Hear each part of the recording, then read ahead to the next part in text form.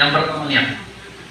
Menurut pendapat Imam Asy-Syafi'i, dalam fikih ada 4 mazhab yang harus kita pahami. Yang pertama, yang paling tua, Abu Hanifah, ada di Irak. Selanjutnya adalah Imam Malik bin Anas, ada di Madinah. Selanjutnya adalah Imam Muhammad Idris Asy-Syafi'i, ketiga, yang dimana mayoritas Indonesia memakai Syafi'i. Yang keempat adalah Imam Ahmad bin Hanbal, yang lahirnya di Irak dan wafatnya pun di Irak. Nah, dari 4 mazhab ini berbeda-beda, tapi kita akan jelaskan yang mazhab Syafi'i saja lebih mudah. Mazhab Syafi'i bagaimana? Niatnya bersamaan dengan takbiratul ihram. Kita ketika pergi ke Arab Saudi, takbirnya cepat, Allahu Akbar, Allahu Akbar. Tapi kalau di Indonesia panjang sekali Ustaz, Allahu Akbar. Kenapa seperti itu? Dikarenakan niatnya harus berbarengan dengan takbiratul ihram. Jadi ketika takbiratul ihram Allah, hatinya berniat, saya niat sholat maghrib 3 rakaat fardhu lillahi ta'ala. Saya niat sholat isya 4 rakaat fardhu lillahi ta'ala. Saya niat sholat zuhur 4 rakaat fardhu lillahi ta'ala. Jadi ketika bertakbiratul ihram itu harus sama dengan hatinya, dan itu niatnya. Ini niat. Kalau tidak niat bagaimana Ustaz? Tidak sah. Karena semua amalan itu tergantung ada di niat. Ini mau sholat apa? Karena niat itu banyak sekali manfaatnya. Salah satunya adalah membedakan. Niat itu ada 3 manfaatnya. Yang pertama, menjelaskan maksud kita beribadah. Orang munafik itu sholat juga, tapi niatnya berbeda. Mereka untuk mendapatkan pujian, sehingga mereka masuk neraka jahanam. Selanjutnya, untuk membedakan ibadah satu dan ibadah yang lain. Sholat zuhur berapa rakaat ibu-ibu? 4. Sholat asar? 4. Dibedakan selain dengan waktu dengan apa? Dengan niat. Yang ketiga, membedakan antara ibadah dan kebiasaan. Ada fulan yang tidak makan dari pagi sampai sore, sampai maghrib. Ada juga orang yang tidak makan dari pagi sampai sore. Yang satu ini niatnya puasa, satunya karena diet. Kalau makan diet, Ustaz. Yang satu dapat pahala, yang dua belum tentu dapat pahala. Nah, itulah pentingnya nih. Maka kita harus membenahi niat kita. Nah, niat. Dan selanjutnya takbiratul ihram. Takbiratul ihram itu ibu-ibu yang harus kita pahami adalah mengucapkan Allahu Akbar. Terus mengangkatkan tangan bagaimana? Hukumnya sunnah.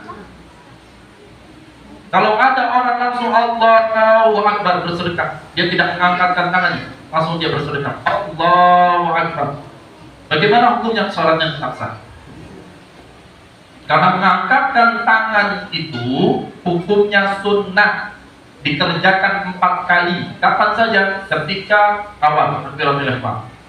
Yang kedua adalah ketika mau ruku.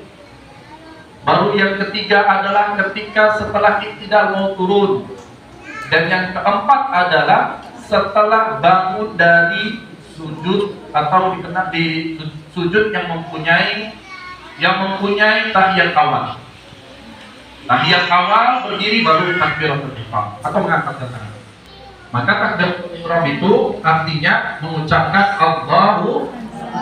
Kalau tidak mengangkatkan tangan bagaimana? Tetap sah. Tapi kurang afdal. Karena itu sunnah. Sunnah itu kalau dikerjakan, apa definisi sunnah? Kalau dikerjakan pahala. Kalau dikerjakan itu definisi dari fikihnya. Kalau definisi orang bertakwa beda. Kalau dikerjakan dapat pahala, kalau ditinggalkan rugi.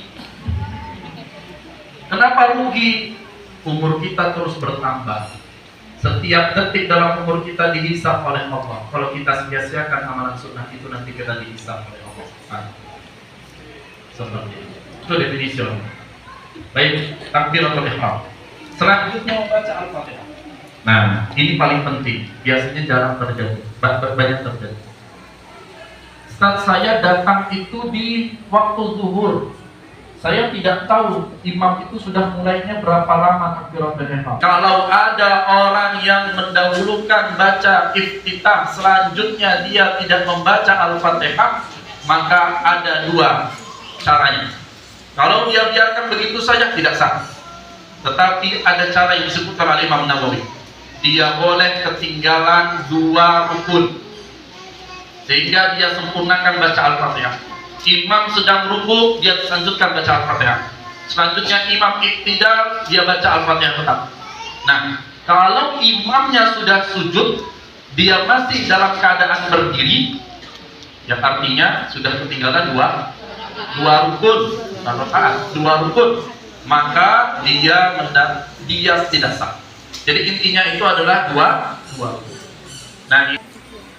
Nah, saya ingin jelaskan takbiratul ihram, ibu-ibu. Ada dua cara. Ada dua cara yang diajarkan oleh Nabi kita, Nabi Muhammad SAW. Yang pertama adalah hadwa mankibai, sejajar dengan bahu. Allahu Akbar.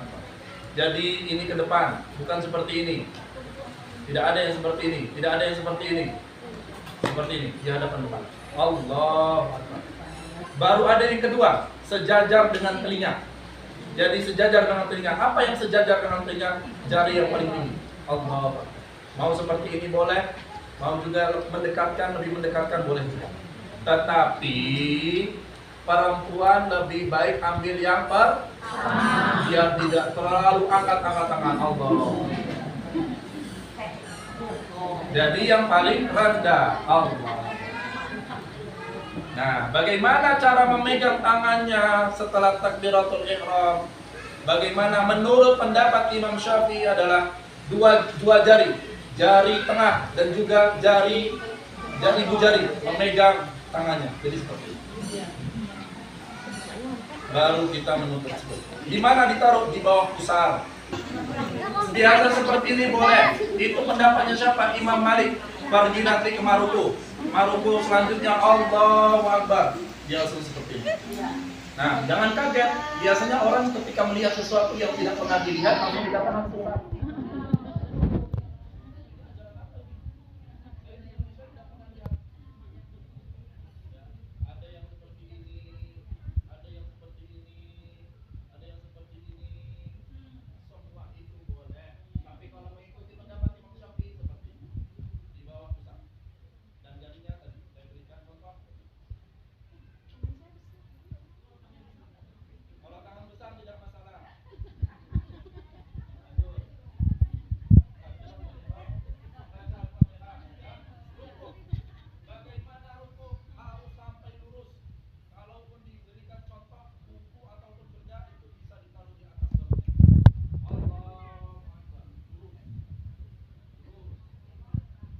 Dilihatnya kemana?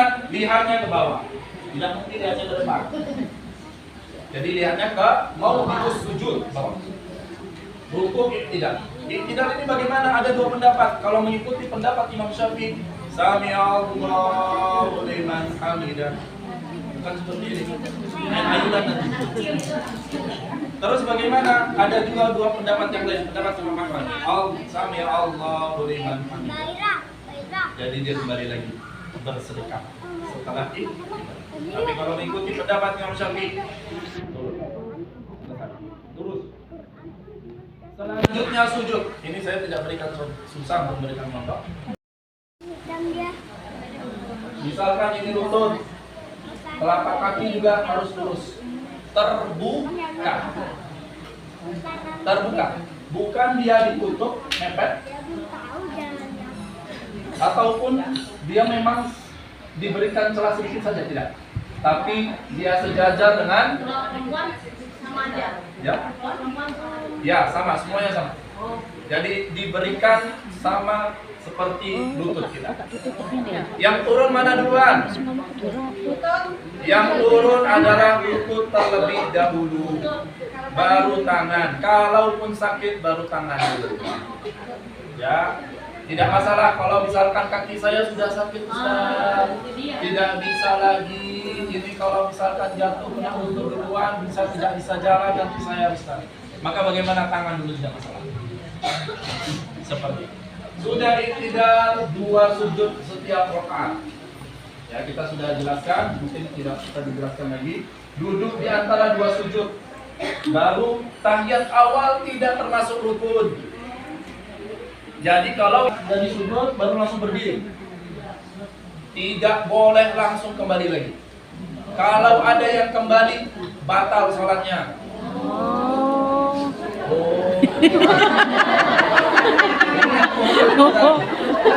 Aku tadi aku pernah gitu loh, karena pengalaman duduk lagi karena pengalaman terjadi Apa hujahnya batal? Kenapa alasannya batal? Karena berdiri itu adalah rukun, sedangkan duduk di antara 2 sujud dan duduk tahiyat awal itu sunnah. Dia meninggalkan yang rukun untuk mengerjakan yang sunnah, batal salatnya. Kalau sudah lupa berarti banyak bertaubat.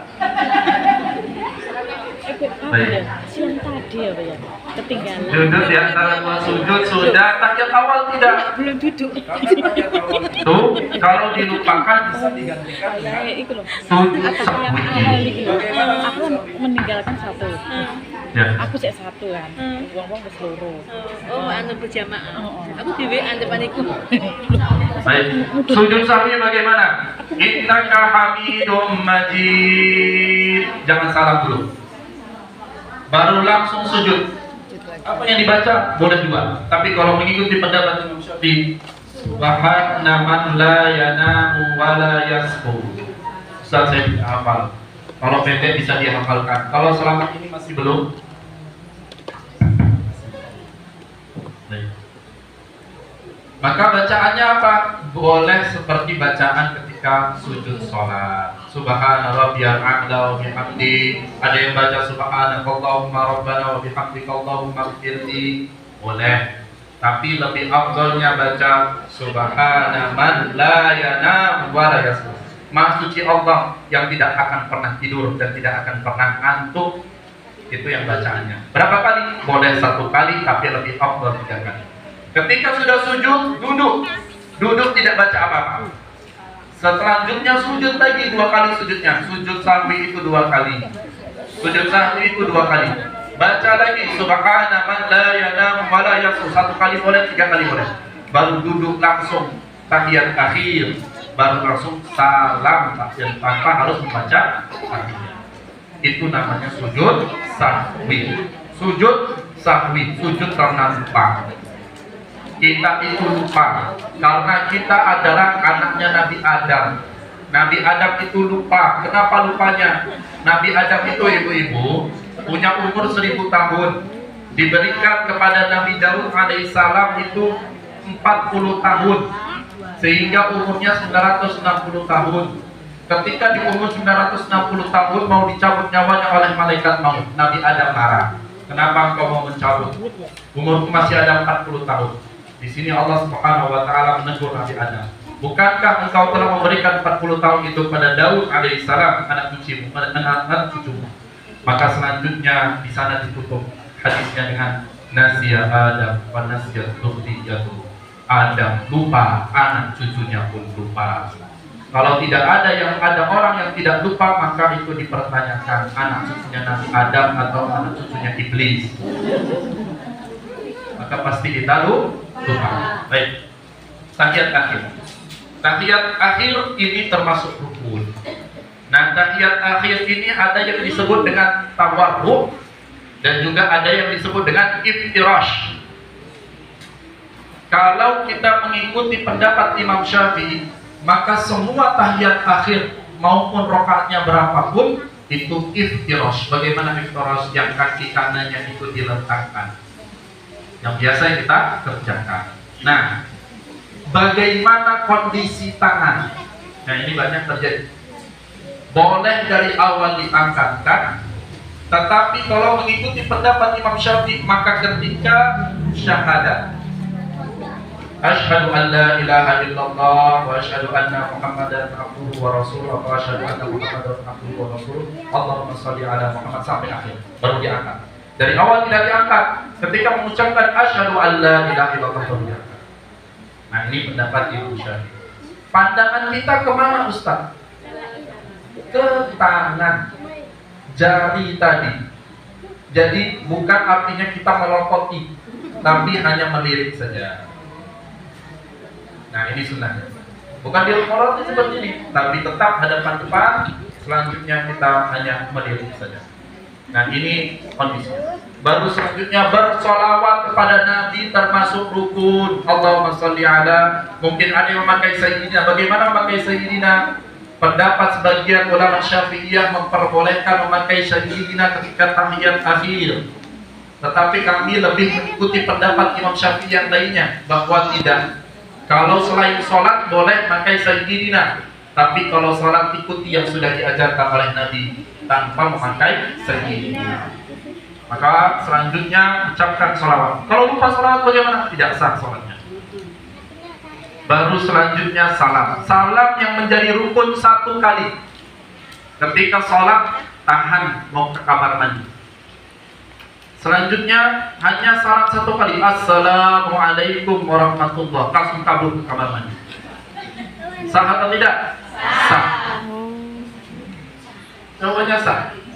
Karena yang menjadi rukunnya itu hanya 1 kali saja. Yang kedua itu dan yang ketiga, yang keempat adalah tertib. Ya ini sebenarnya nomornya di nomor 3, tapi saya tulis di akhir. Adalah berdiri. Sholat wajib berbeda dengan sholat sunnah. Sholat wajib hukumnya harus berdiri bagi yang mampu. Kalau tidak bisa maka duduk. Kalau tidak bisa lagi maka berbaring. Kalau tidak bisa maka pakai isyarat bisa. Pakai isyarat. Kalau tidak bisa maka disolatkan. Jadi disolatkan. Nah ini dia, sholat tidak ada, maka sudah diberikan kemudahan oleh Allah. Tidak boleh kena air, bisa tayamum.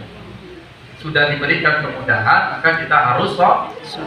Seberapa besar pun maksiat yang pernah kita lakukan, seberapa buruk pun masa lalu kita, maka jangan pernah tinggalkan sholat. Kalau kita mampu untuk berdiri, masih boleh duduk.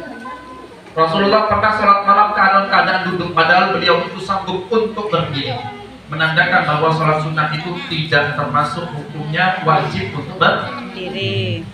Maka sholat sunnah itu boleh kita dalam keadaan duduk ataupun berbaring, tidak masalah. Tapi lebih afdal kalau bisa berdiri maka berdiri. Baik, ibu-ibu yang dimuliakan Allah, kalau semua ini ada salah satu yang ditinggalkan, tidak akan bisa digantikan dengan sujud sahwi. Ustaz, saya lupa Al-Fatihah. Bagaimana nanti di akhir saya sujud sahwi saja? Tidak, tetap tidak sah. Terus bagaimana? 1 rakaat itu dihitung dari Al-Fatihahnya, Al-Fatihah, sampai nanti dia sujud terakhir 1 rakaat. Ketika sujud terakhir dia langsung berdiri. Dia lupa Al-Fatihah di rakaat pertama misalkan, baru selanjutnya di rakaat kedua dia ingat, oh saya lupa Al-Fatihah di rakaat pertama, maka rakaat yang kedua itu menjadi rakaat pertama baginya, rakaat ketiga itu menjadi rakaat kedua baginya, selanjutnya rakaat keempat itu untuk rakaat ketiga bentuknya, maka selanjutnya dia harus tambah 1 rakaat. Jadi batasannya itu ibu-ibu, dari Al-Fatihah sampai sujud terakhir. Kalau sudah lebih daripada sujud terakhir dan kita tidak ingat, batal. Kita harus tambahkan 1 rakaat. Kalau lupa bagaimana? Kalau lupa bagaimana? Kurangi sholatnya. Seperti itu. Karena itu selain daripada